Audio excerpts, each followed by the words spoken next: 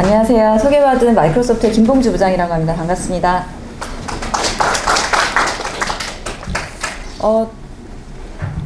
클라우드는 너무 잘 알고 있기 때문에 왜 클라우드에 대해서 또 설명을 하려고 할까라고 생각하실 거예요. 그래서 너무 잘 아시는 기술적인 내용들보다는 근본적으로 왜 클라우드를 사람들이 그렇게 많이 도입하려고 하고 정부에서부터까지 나서서 클라우드를 적용하라고 하고 왜들 그렇게 난리일까, 그 근본적인 부분에 대한 내용하고, 그리고 그러면 클라우드를 결국 도입해야 되겠다라고 하면 어떤 클라우드가 적합한 클라우드고, 과연 오늘 설명 들어온 시스템 에버가 마이크로소프트 애저 기반으로 서비스를 한다는데 괜찮은 건지, 적합한 클라우드 상에서 서비스를 해준다는 건지에 대해서 좀 말씀을 드리도록 하겠습니다. 말씀드린 것처럼 너무나 이제는 C레벨에서부터 이제 사장님이 어딘가 가서 이제는 어쩔 수 없이 클라우드로 해야 됩니다 라는 얘기 듣고 와서 탑다운으로 지시 내려서 이제 클라우드 적용할 수 있는 안을 가져와봐, 이런 것도 너무나 많아졌고요. 너무나 많은 기업들이 이제 검토를 하시는데 이제는 너무나 당연하게 생각을 하시는 거죠. 근데 어떻게 해야 되는지에 대해서는 아직도 많은 고민을 가지고 계신 것 같아요. 일단은 정말 트렌드인 게 가트너 조사에 의하면 2020년까지 55%, 그러니까 반이 넘는 CIO가 기간계에도 애저 기반으로 서비스를 클라우드 기반으로 서비스를 받겠다라고 이제 답을 했다고 하고요. IDC에서는 70%의 CIO가 2016년까지 클라우드를 최우선으로 모든 전략적으로 클라우드를 그러니까 검토를 하겠다라고 얘기를 한다라고 해요. 그러니까 그만큼 진짜 대세는 대세고 진짜 도입은 해야겠는데, 다만 어떻게 도입할 건지가 이제는 중요한 사항이 됐다는 거죠. 다들 알고는 계시는데 아직까지도 내가 클라우드가 그렇게 괜찮다라고 해서 막상 견적을 받아봤더니 우리가 서버 하나 사는 거랑 호스팅해서 견적받은 거랑 비교해봤더니 클라우드가 더 비싸던데? 클라우드가 왜 좋다는 거지? 아직도 클라우드의 기본적인 근간이 되는 그런 개념? 그런 전략 같은 부분을 이제 놓치고, 그 다음에 당장 그냥 서버랑 그냥 비교를 한다든지 이런 식으로 생각하시는 고객들도 많이 있으세요. 근데 왜 굳이 우리 회사에 전문가가 있고 전문적인 호스팅 업체가 있는데 클라우드는 뭐가 다르길래 클라우드를 굳이 도입해야 된다는 건지를 한번 살펴보실 필요가 있을 것 같아요. 일단은 기본적인 개념만 먼저 짧게 보자면, 예전에는 상면에서부터 쿨링, 네트워킹, 다 전 자사의 데이터 센터의 구축을 하나하나 하시고 다 관리하시고 운영하시고 하셨잖아요. 근데 그거를 어느 만큼을 전문 업체한테 맡기느냐에 따라서 이아스냐 혹은 파스냐 사스냐 이렇게 나뉘게 되는데요.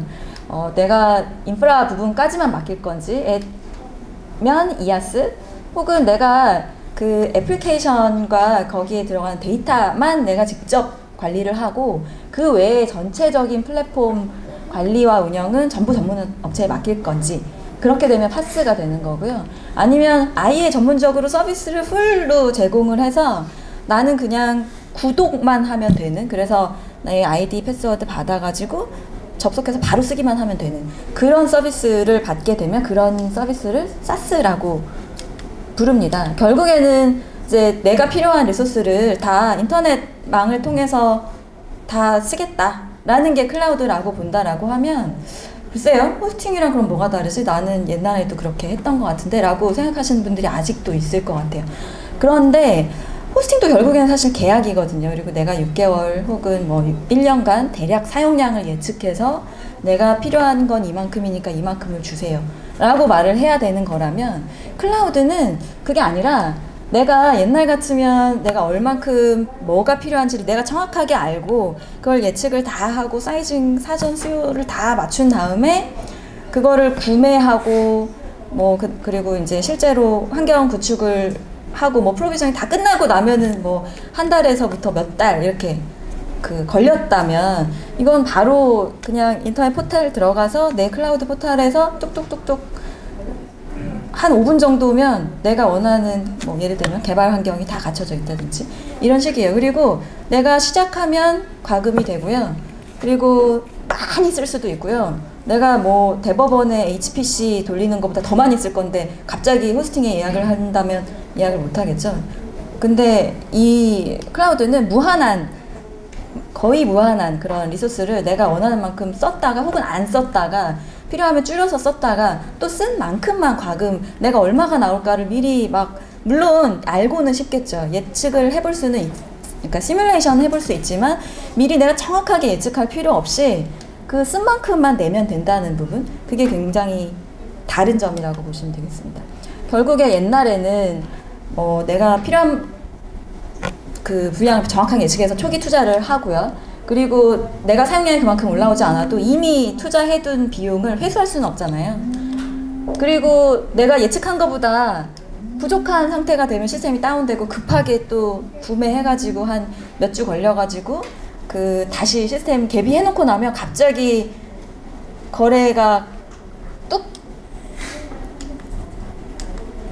이렇게 없어지거나 예를 들면 뭐 대리점이 문을 닫는다든지 뭐 그렇게 해서 갑자기 그 사용량이 확 줄어든다라고 해도 내가 이미 돈 쓴 거는 회수할 수가 없는 거죠. 그런데 클라우드는 말 그대로 정말 필요한 만큼만 쓰면 되는 그래서 초과되거나 부족하지 않은 만큼 내가 쓰고 싶은 만큼 쓰고 그만큼의 비용만 내면 되기 때문에 결국에는 비용이 효율적일 수밖에 없습니다. 그런데 아까 말씀드린 것처럼 호스팅이랑 1대1로 비교해봤더니 게다가 우리나라는 호스팅 비용이 굉장히 저렴하거든요. 다른 나라 대비. 한 두세 배 정도는 클라우드가 더 비싼 것 같아요. 왜 그렇지? 라고 생각을 아마 해보실 거예요. 클라우드와 호스팅은 사실은 근본적으로 다릅니다. 말씀드린 것처럼 호스팅은 그냥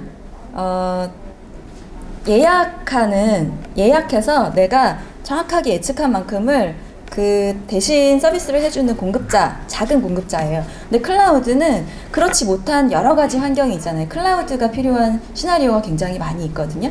예를 들어서 JYP가 저희 웹사이트 애저의 웹서비스 기반으로 웹페이지를 서비스를 하고 있습니다. 그래서 글로벌 한류 팬들이 언제 어떻게 몰릴지 모르는 팬들에 대한 그 웹서비스를 애저상에서 하고 있는데요. 특히 아시아 투어 같은 걸 한다든지 글로벌 투어가 있다라고 하면 갑자기 전 세계 한류 팬들이 쫙 몰려가지고 뭐 그 영상을 본다든지 티켓팅을 한다든지 해야 될 시점이 생겨요. 그런데 만약에 이걸 내가 호스팅을 예약을 해서 커버를 하겠다? 혹은 내가 이제 내 자체적으로 준비를 해가지고 이 서비스를 하겠다라고 하면 사실 이건 답이 안 나오는 거거든요. 내가 트래픽을 얼마큼 미리 예측을 해가지고 미리 다 사놓고 그걸 또 필요 없을 때는 놀리고 이거는 사실은 클라우드가 아니면 사실 굉장히 어려운 부분이죠. 이런 뭐 예를 들면 빅데이터처럼 옛날엔 대기업만 했어야 되는 그런 엄청난 자원들을 내가 필요할 때만 잠깐 쓸 수 있다라면 그 외에도 굉장히 많은 다양한 시나리오가 있죠. 그리고 중소기업들이 심지어 대기업도 SDS도 백업 같은 거 철저하게 못 하잖아요. 왜? 다 비용이니까. 그리고 DR은 더더욱 사실은 꿈도 못 꾸는 경우가 많이 있죠. 그런 것들을 클라우드를 이용하면 굉장히 적은 비용에 효율적으로 할 수 있는 거죠. 그런데도 아직은 좀 거부감이 많이 드는 건 사실이실 거예요. 많은 거부 반응을 일으키시는 요인들이 뭐냐면 이걸 해도 보이지도 않는데 예전 같으면 뭔가 큰 의리의리한 시스템이 들어왔던 게 지금은 눈에 안 보이니까. 그리고 내가 만약에 이거를 내 책임으로 내가 IT 팀장인데 뭔가 도입을 했는데 문제가 생기면 이거는 내 책임이잖아요. 알 수 없는 처음 해보는 거에 대한 잠재적인 위험성에 대한 그런 두려움도 있으시고요. 그리고 아무래도 기존에 하셨던 방식이 편하시죠. 그리고 나는 개발자인데 내가 만약에 혹은 나는 IT 운영하고 기존에 백업 관리하고 있었는데 만약에 우리가 클라우드를 쓰게 되면 나는 앞으로 무슨 일을 해야 되지? 분명히 이런 걱정들이 많이 있어요. 결국에는 기술이 한 뭐 이 네 가지 요소 클라우드, 모바일, 소셜, 빅데이터 나온 지 거의 5년 넘었잖아요. 몇 년, 거의 10년이 다 돼가는 것 같아요. 그런데도 불구하고 아직도 제대로 이 기술을 적용해서 쓰고 있는 기업이라고 하면 대기업 아니면 정말 엄청난 투자를 했다가, 그런데 또 막상 얘기를 들어보면 아, 뭐 몇십억짜리 프로젝트 했는데 활용률이 엄청나게 적대, 이런 얘기 많이 들으시잖아요. 그러면 그 기술들을 쫓아가기 위해서 우리가 뭐 주객이 전도된 모양이죠. 그 쫓아가기 위해서 우리 인간이 존재하는 게 아니잖아요. 비즈니스가 IT를 쫓아가려고 존재하는 게 아니잖아요.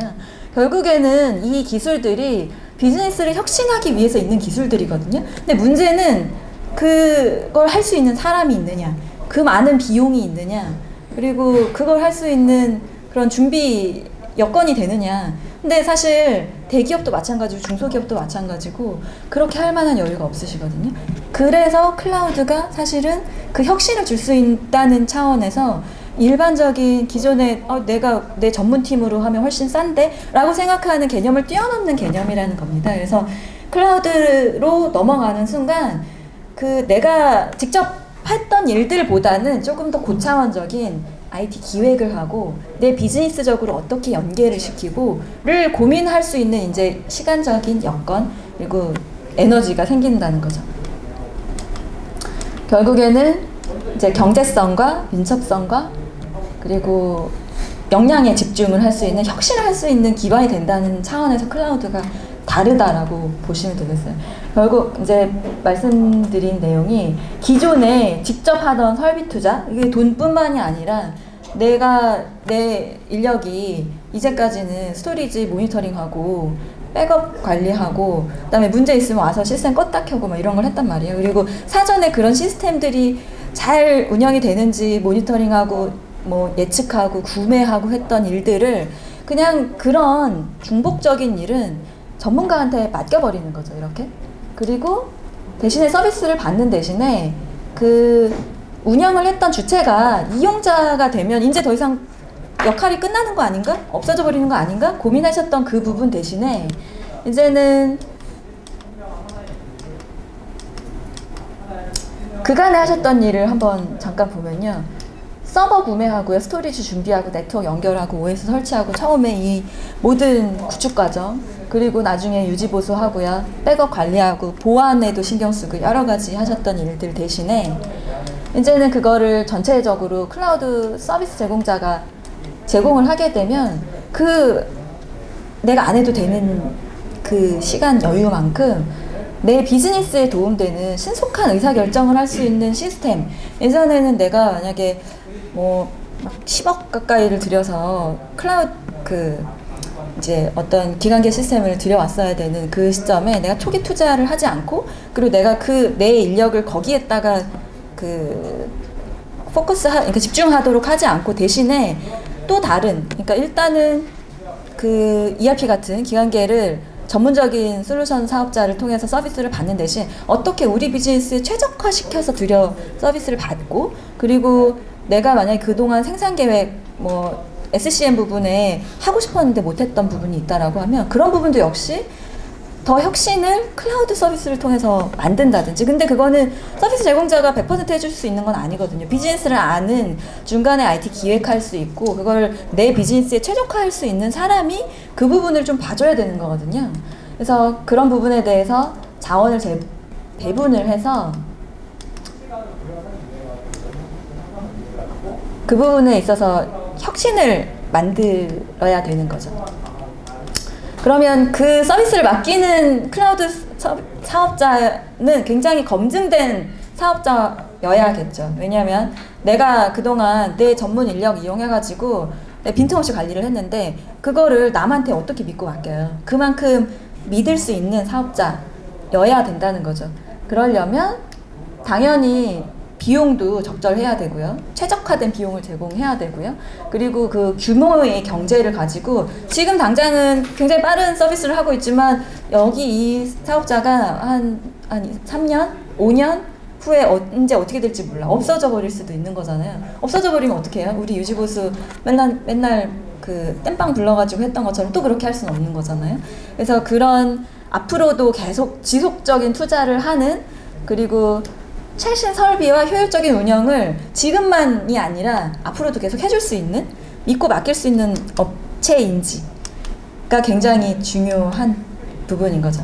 그러면 과연 오늘 그 ERP에 그 근간을 서비스를 제공한다는 마이크로소프트 애저라는 클라우드는 그런 곳이 맞는지 제가 한번 간단하게 말씀드릴게요. 클라우드 하면은 제일 많이 들으시는 게 AWS, KT 많이 들으셨을 거예요.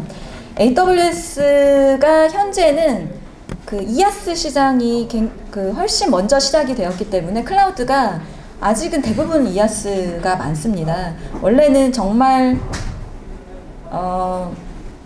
이제 자동화된 관리라든지 클라우드의 모든 그런 효율을 사용하려면 파스 영역들에 대한 서비스를 많이 받으셔야 되고 앞으로는 그렇게 진화가 되겠지만 이아스부터 클라우드가 시작됐기 때문에 이아스를 먼저 시작했던 AWS가 지금 시장에서 1위예요. 그리고 KT도 이아스 서비스 위주로 서비스를 하고 있죠. 그래서 저희가 조금 늦게 시작했음에도 불구하고 마이크로소프트가 AWS 매출 증가 대비 한 2배가량의 매출 증가를 보면서 빠르게 따라잡고 있습니다.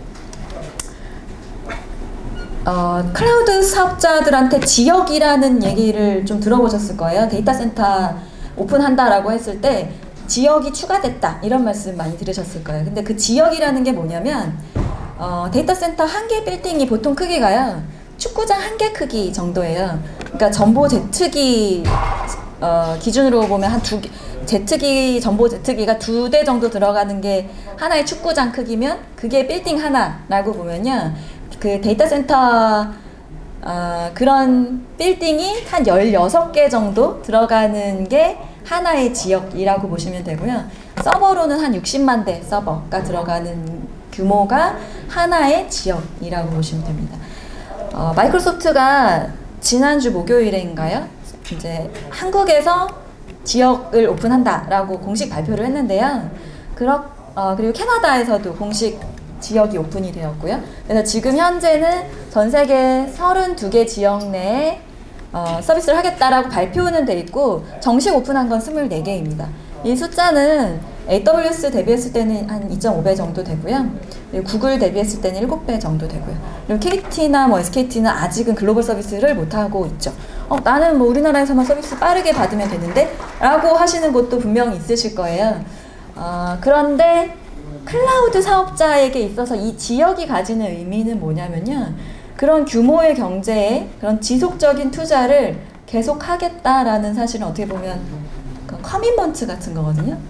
보장한다라는 거예요. 근데 사실 이제 토종 이런 글로벌 클라우드 사업자가 정말 강하게 성장했으면 하는 바람이긴 하지만 아직 안타깝게 SKT나 KT는 중장기적인 이런 지속적인 투자에 대해서 아직은 좀 이제 전략적으로 확정을 짓지를 못해서 정부에서도 안타까워하고 막 이렇게 잘 가게 하려고 드라이브를 하고 있기는 합니다만 아직까지는 그런 중장기적인 클라우드 서비스에 대한 확신이 없는 상황입니다.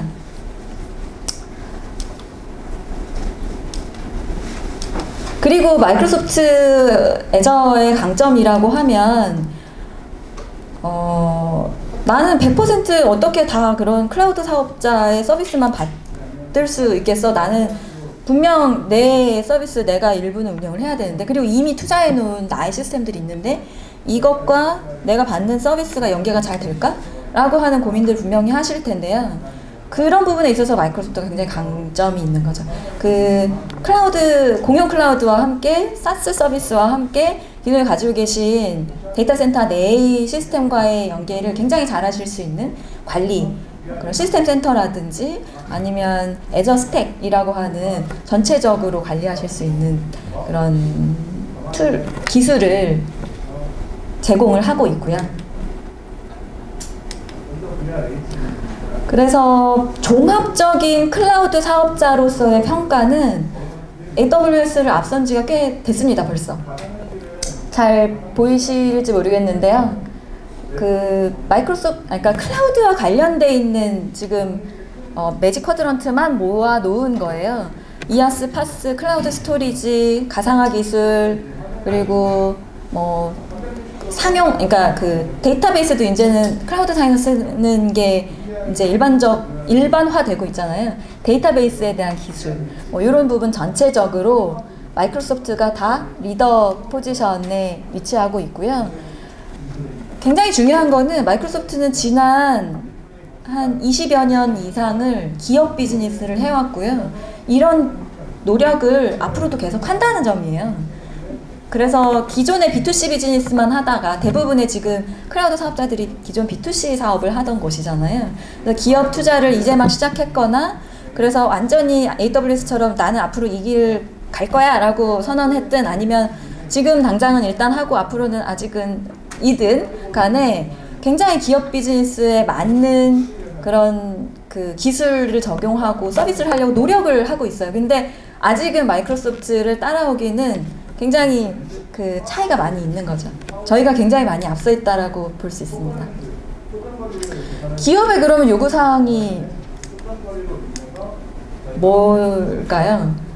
그러니까 아까 말씀드린 것처럼 내 기존 시스템 버릴 수 없잖아요. 내 기존 시스템과 잘 통합되는지, 그리고 기존 시스템 통합할 때 내가 그러면은 내가 일단은 당장은 요거 하고 있던 거 앞으로 내가 사용하는 클라우드에 앞으로는 올릴 건데 우리 개발자들은 다 자바 개발자들인데 라든지 뭐 이런 고민들도 있으실 거예요. 많은 오픈 소스들이라든지 이기종의 OS 환경이라든지 들을 이 클라우드에서 제대로 지원할 수 있나? 라는 부분도 좀 중요한 포인트인데요. 이기종을 지원하는지, 그리고 당연히 보안, 너무나 중요한 부분이죠. 그 작년 말이었나요? 구글 클라우드에 올려져 있던 할리우드 여배우 사진들이 확 노출이 되면서 굉장히 이슈가 됐었어요. 그때 그게 뭐 B2C의 클라우드에 저장된 사진이었지만 기업 소비자들이 불안한 건 똑같거든요. 결국에는 해킹이 잘 돼서 그게 노출이 됐다면 기업 비즈니스에서도 똑같이 불안한 요소는 분명 있는 거 아니겠어요? 애저는요, 제가 왜 이 세 가지 부분을 자랑스럽게 써놨냐면 애저는 이런 부분을 잘 만족하고 있는 클라우드이기 때문입니다. 그 인증 체계 혹은 개발 도구라든지, 그리고 저희가 그 가지고 있는 비주얼 스튜디오가 옛날엔 단넷 개발만 했잖아요. 지금은 그렇지 않습니다. 저희가 그 사티아 회장님이 자랑스럽게 마이크로소프트는 리눅스를 사랑합니다 라고 얘기한 이후부터 자바 개발은 물론 그 다른 예를 들면 iOS나 안드로이드 개발을 통합적으로 크로스 플랫폼으로 할 수 있는 모바일 개발도 비주얼 스튜디오에서 무상으로 제공을 하고 있고요. 저희는 굉장히 진화하고 있습니다. 그리고 데이터 플랫폼도 마찬가지고요. 그다음에 관리 측면, 그 개발과 운영 관리의 측면, 가상화에 대한 측면 모두 기존의 시스템 그 온프렘에서 쓰든 아니면 프라이빗 클라우드에서 쓰든 그걸 그 왔다 갔다 하면서 잘 관리할 수 있고 운영할 수 있도록 저희는 기술적으로 지원을 하고 있어요. 예를 들어서 내가 지금은 내 전화실에 놔뒀던 그 가상 머신인데 이거를 좀 급하게 클라우드에 올려가지고 조금만 수정 변경해서 이 부분을 다시 온프렘에서 서비스를 하고 싶다라고 생각을 하셨을 때 가상 이미지, 그 가상 컴퓨터 이미지를 만들어놨으니까 그거 그냥 올렸다가 내렸다가 쓰는 거 당연히 되는 거 아니야? 라고 생각하시겠지만 다른 클라우드는 그렇지 않습니다. 저희 같은 경우에는 .vhd 파일로 만들어서 그냥 애저에서 올렸다가 다시 내려서 쓰시는 거 당연히 자유롭게 그대로 쓰실 수가 있는데요. AWS 같은 경우에는 .vhd 파일로 저장이 안 되고요. AWS 전용 .am 뭐 이런 파일로 저장을 해서 이 포터빌리티가 굉장히 떨어지거든요. 그래서 뭐 단적인 예로 말씀을 드렸지만 그 기업에서 클라우드만 쓰고 살 건 아니잖아요. 그 통합해서 잘 운영할 수 있도록 하는 부분에 대해서 굉장히 고민을 하고 쉽게 하실 수 있도록 저희가 설계를 해놨다는 거죠. 그리고 지금 여기는 그 PT 때문에 일부만 넣어놨는데요. 뭐 웹 프레임워크에서부터 그다음에 개발 언어, 그리고 뭐 DB, 요새 너무나 유행하는 몽고DB에서부터, 그리고 다양한 그 빅데이터 플랫폼들, 그리고 뭐 요새 마이크로 서비스라고 막 굉장히 화두가 되고 있는 다커라든지 모든 요새 유행하는 많은 개발자들이 사용하는 서비스들, 그리고 언어들, 도구들이 다 애저상에서 지원이 됩니다. 그리고 보안 굉장히 중요하잖아요. 그리고 보안을 잘 지킨다라고 다들 말은 해요. 근데 그걸 어떻게 믿나요? 그걸 믿을 수 있도록 명확한 규제, 그러니까 사실은 표준 같은 게 있잖아요. 국제 표준 같은 게 있잖아요. 그거를 정말 인증을 가지고 있는지, 그리고 일단은 따놓고 나중에 바꾸는 거 아니야? 매년 외부 독립된 감사기관 통해서 그 감사를 받고 그 결과를 투명하게 공개하는지 너무나 당연한 것 같잖아요. 제가 말씀드리는 이유가 당연한데도 다른 클라우드가 하지 못하고 있는 부분이기 때문입니다. 제가 이 부분을 다 한글로 바꾸고 싶었는데 시간이 없어서 최신 따끈따끈한 자료거든요. 저희가 보안이나 규제 준수나 데이터 보안, 투명성에 있어서 굉장히 사실은 저희는 자신 있게 말을 하고요. 이런 부분에 있어서 위배가 되지 않도록 저희가 계약서상에 다 명시하고 그 계약을 바꾸지 않을 것을 저희는 계약서상에 다 얘기를 하고 있고요. 혹시 소송을 하시게 되더라도 그 소송 관련된 지원을 마이크로소프트가 합니다. 그런데 제가 말씀드린 거를 다 반대로 바꾸면 다른 클라우드가 하고 있는 것들이에요. 계약서에 명시하지 않고요. 바꿀 수 있다라고 명시하고요. 그 저작권에 대해서는 예를 들면 AWS 같은 경우에는 여기 찢어져 있는 요게 뭐냐면요. AWS의 표준 계약 8.5조 내용이에요. AWS 클라우드 상에 올려져 있는 어떤 솔루션에 혹은 거기에 들어있는 어떤 내용의 저작권이 혹시 침해가 되더라도 AWS나 AWS의 그 서비스를 운영하는 제3의 관련 솔루션사에게 이의를 제기할 수 없다라고 되어 있고요. 실제로 이런 것 때문에 문제가 된 사건이 하나 발생을 해서 미국에서 이 소송에 휘말려 있습니다. 근데 이 소송에서 AWS가 주장하는 바가 이 고객이 이미 이 표준 계약에 동의를 하고 계약을 시작했기 때문에 AWS는 책임을 안 져도 된다 라고 법원에서 발언을 해서 굉장히 물의를 일으켰었어요. 물론 아니기를 바라지만 애저는 이제 굉장히 물리적인 보안에서부터 네트워크 보안 그리고 정보 보안에까지 굉장히 다양한 장치로 그리고 문제가 없도록 이제 보안적으로 설계가 되어 있고요. 그걸 운영을 하고 있고 관리를 하고 있습니다. 저희가 얼마 전에 PR로 굉장히 크게 뉴스 기사가 났었는데요. 나이파랑 그 다음에 미래부 장관, 그러니까 미래부 장관하고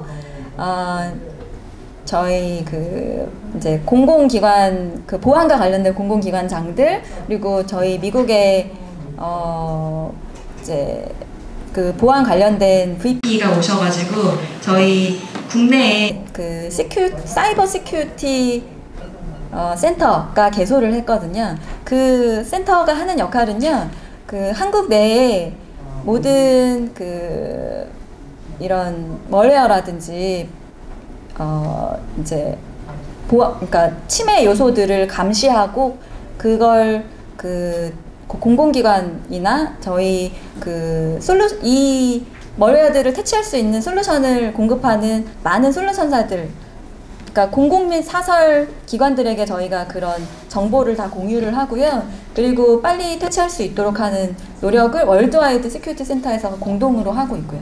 그래서 한국이 몇 개 안 되는 이 보안 센터들 중에 하나를 이번에 내면서 기존에도 워낙 마이크로소프트가 보안에 있어서는 굉장히 강하다라고 자신 있게 말할 수 있었는데 그 부분을 로컬에 있는 위험이나 침해 요소들을 더 강력하게 감시하고 관리할 수 있도록 하는 부분을 강화한 거죠. 마이크로소프트가 미국의 국방부 다음으로 침해 공격을 가장 많이 받는 회사예요. 그 말은 왜냐면 유저가 많기도 하고요. 워낙 마이크로소프트 안 쓰는 유저는 찾기 힘들잖아요. 그만큼 그런 사이버 공격에 단련이 돼 있다라고 보시면 되는 거죠. 그만큼 단련이 돼 있고 침해 공격을 많이 받고 있지만 큰 문제가 없이 서비스를 할 수 있도록 늘 그 부분을 잘 방어하고 관리하고 있다라고 보시면 되겠습니다. 아까 말씀드린 그 고객의 그런 지적재산권을 존중한다는 내용이에요. 너무나 당연하죠. 데이터는 고객의 것이고요.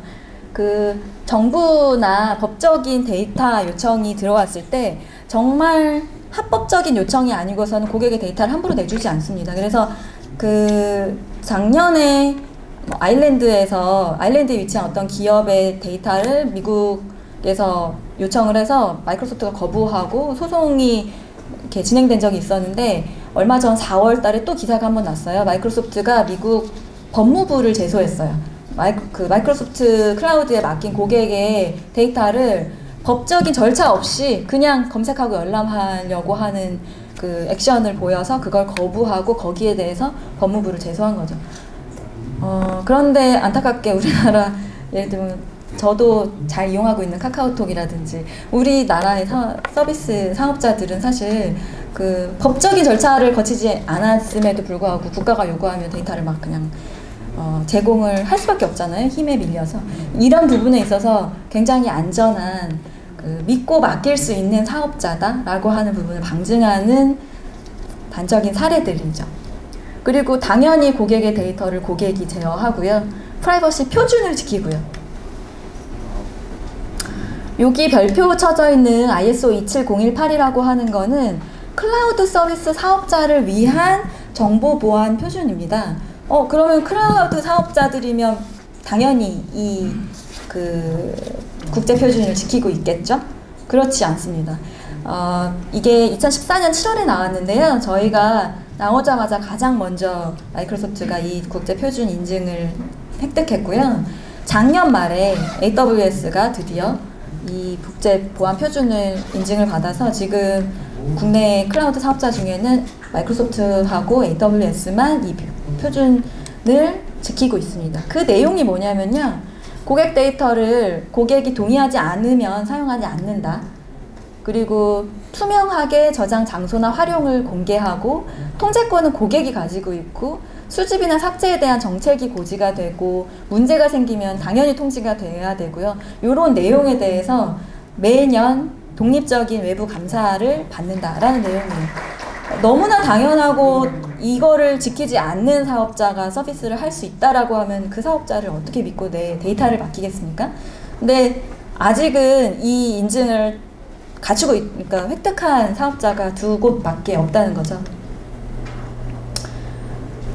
그 애저가 지금 현재 가지고 있는 규제, 규제 준수 인증들이고요.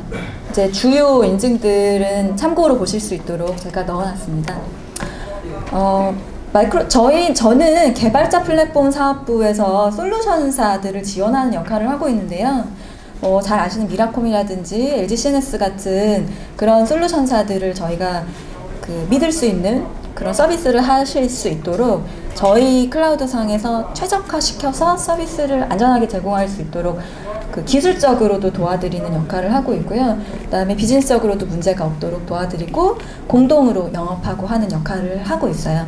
저희가 이렇게 퀄리티가 있고 믿을 수 있는, 시장에서 굉장히 잘 하고 있는 시스템허버 같은 그런 솔루션사들을 저희 파트너십을 통해서 저희 클라우드 상에서 서비스를 할 수 있도록 많이 만들고 있고요. 그 시스템허버 같은 경우가 저희랑 같이 한 3년여를 최적화된 클라우드 설계 상에서 이런 정말 비용 효율적으로 서비스를 하실 수 있도록 준비 과정을 저희랑 같이 거쳤어요. 그래서 이제 근간이 되는 그 플랫폼에 대해서는 마이크로소프트가 보증하고 보장한다라고 보시면 되겠습니다. 추가로 보실 수 있는 자료들을 아까 제가 다양한 오픈 클라우드로서 다양한 아이템, 컴포넌트들, 서비스들, 도구들을 지원한다라고 말씀드렸는데 그 부분에 대한 내용이고요. 그리고 저희와 AWS 지역이 어떤 차이를 가지는지, 정말 안전한 지역 서비스를 하고 있는지에 대한 내용이고요. 그리고 데이터 보호나 신뢰 관련해서 어떻게 저희가 이제 시장에서 AWS가 워낙 유명하고 잘하다 보니까 AWS랑 비교를 한 자료를 많이 넣었습니다. AWS가 아직 많이 약한 부분이 어떤 부분이고 마이크로소프트는 그 부분에 있어서 어떻게 강한지에 대한 설명 이에요. 이 부분도 한번 참고로 보시면 좋겠어요. 그래서 이런 종합적인 기업형 서비스를 하실 수 있도록 마이크로소프트가 굉장히 노력하고 있고 이 지속적인 노력이 계속될 거라는 부분을 말씀을 드리면서 오늘 발표는 이것으로 마치겠습니다. 혹시 질문이 없으시면 마치도록 하겠습니다. 네, 감사합니다.